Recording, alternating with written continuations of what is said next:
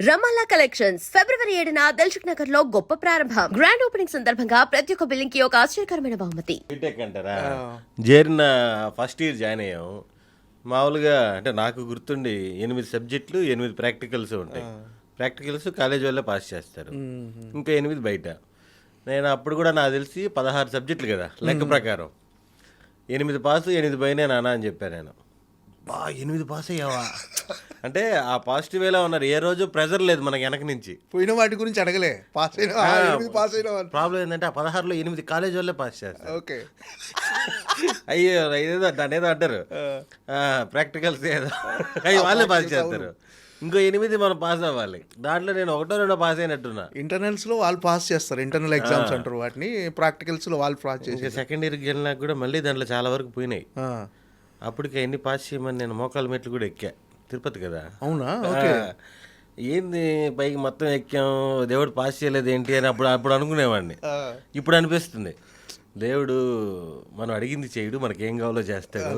నిజంగా పాస్ అయ్యి మన పరిస్థితి ఎలా ఉండేదో. ఇప్పుడైనా కొంచెం బెటర్ పొజిషన్లో ఉన్నాను నాకున్న నాలెడ్జ్కి. ఓకే. అంటే అప్పట్లో అంత దైవభక్తి ఉండేదా?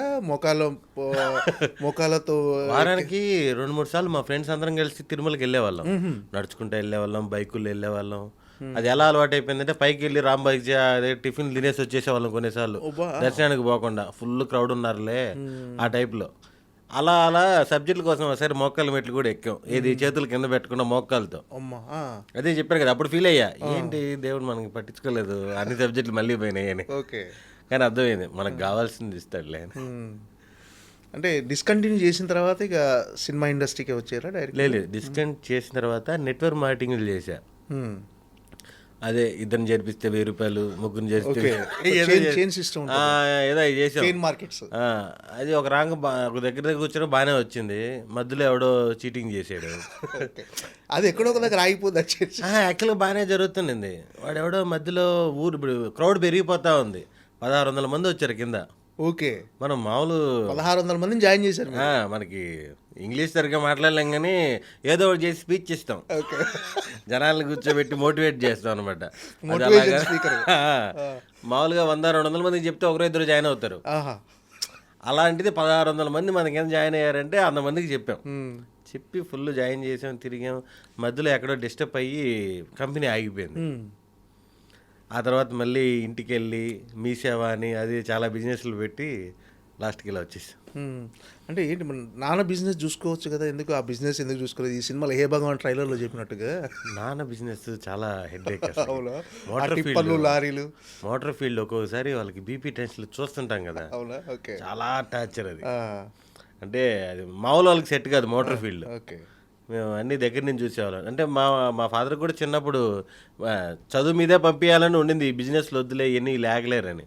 అప్పటికి 10th అయిపోయినాక ఒకసారి ట్రై చేసాం మేము.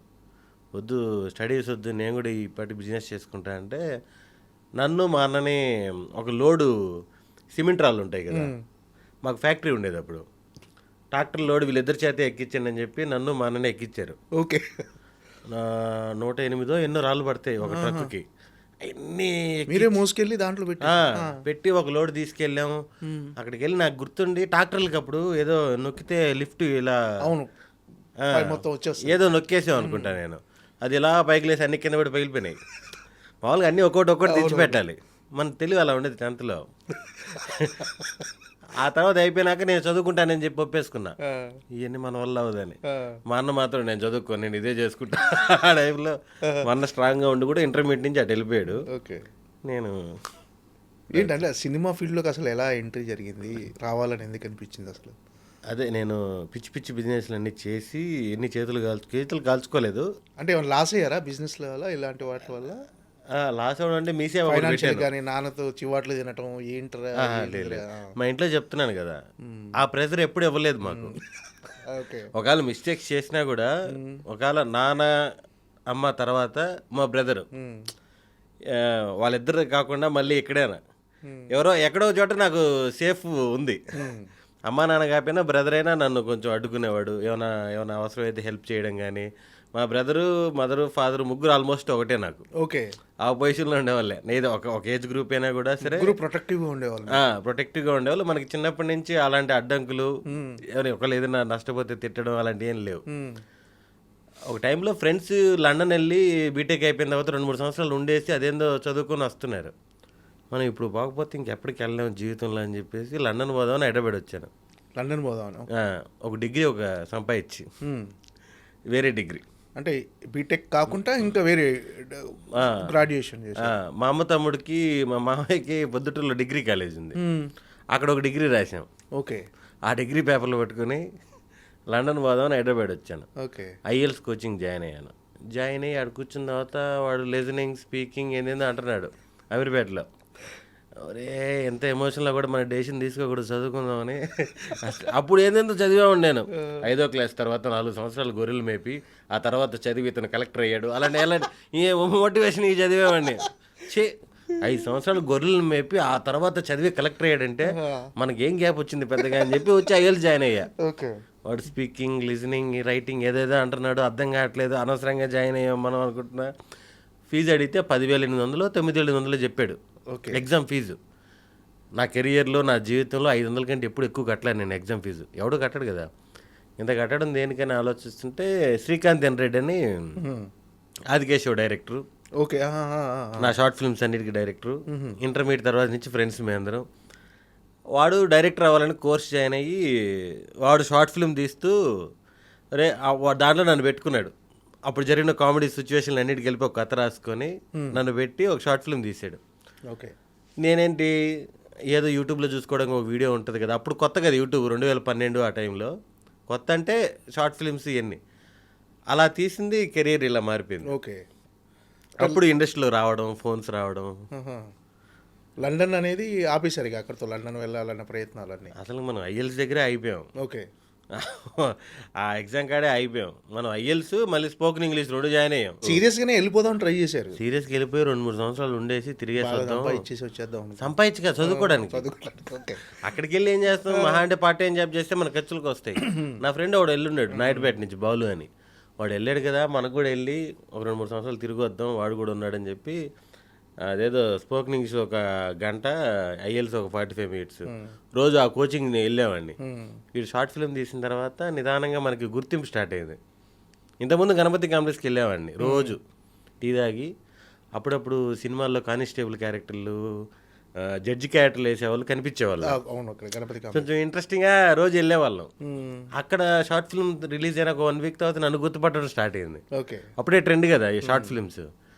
అలా అలా అలా చిన్న చిన్న అవకాశాలు రావడం, ఇంకో 3 షార్ట్ ఫిల్మ్స్ చేయడం, అలా అనుకోకుండా సినిమాల్లోకి వచ్చేసి. ఓకే. అంటే ఇంట్లో సపోర్ట్ చేశారా, ఇట్లా వెళ్ళిపోతున్నాను నేను సినిమాల్లోకి, నేను ట్రై చేస్తానంటే? అంటే వాళ్ళు భయపడ్డారు. మా బ్రదర్ కానీ, మదరు, ఫాదర్ అందరూ భయపడ్డారు. అవసరమా మనకి, ఆడెవరున్నారు తెలిసిన వాళ్ళు, అది ఇది, వీడు ఎన్ని తలకి మాసిన పనులు అన్నీ చేస్తుంటాడు వీడు, ఆ టైప్లో ఉన్నింది. ఎక్కడో తెలియకుండా సపోర్ట్ అయితే ఉంది. నేను షార్ట్ ఫిల్మ్ తీసిన తర్వాత ఈ సీడీలకు రైట్ చేసి పంపించాను, DVD ప్లేయర్లో పెట్టి చూపించడం అయింది. వాళ్ళు అవన్నీ చూసి బాగా చేస్తున్నాడు వీడు, ఆ ఫీలింగ్ అయితే ఉంది. ఎప్పుడైతే నిదానంగా అవకాశాలు స్టార్ట్ అయినాయో బుడ్డి రన్ రాజా రన్ ఫట్ సినిమా, తర్వాత పటాసు, వాళ్ళు థియేటర్లో చూసినప్పుడు చాలా హ్యాపీ అయ్యి జాగ్రత్త అనగానే కొంచెం కంగారు అయితే ఉంది. ఒక టైంలో ఎక్కడో కుమారి 21 సుకుమార్ సార్ వాళ్ళ సినిమా, దాంట్లో వాటర్లో పడిపోయాను, ఆల్మోస్ట్ చనిపోయాడు అని చెప్పేసి ఫోన్లో వెళ్ళిపోయాను. ఇది బ్యాంకాక్లో షూట్? కుమారి 21 కాదు, కుమారి 21 1 week రిలీజ్ ముందు. ఓకే. ఒక చిన్న సినిమా ఈస్ట్ వెస్ట్ సైడ్ పాలకొల్లో ఎక్కడో గోదావరిలో పడిపోయాను. పడిపోయి ఇంకా ఫోన్లో వెళ్ళిపోయి అక్కడ లోకల్ మీడియా వాళ్ళు వచ్చేసి నానా కష్టాలు పడి బయటికి లాగారు. మొత్తం ఉత్తి గందరగోళం చేశారు. కళ్ళు ఓపెన్ అవ్వడానికి 1.5 గంటన్నర పట్టింది. నాకు తెలుస్తుంది బతికే ఉన్నానని. ఓకే. కానీ కళ్ళు ఓపెన్ అవ్వట్లా. తాగేసి గందరగోళంగా నీళ్ళలోకి వెళ్ళిపోయి నాకు స్విమ్మింగ్ రాదు, ఏం రాదు. అప్పుడు ఇంట్లో వాళ్ళు విపరీతంగా తిట్టి, మా బ్రదరు ఇంటికి వచ్చి ఏదైనా ఫైనాన్స్ వ్యాపారం చేసుకుందాం అది ఇది అంటే, అప్పుడు సుకుమార్ సార్కి చెప్పాను, సార్ ఇలా జరిగింది సార్ అని.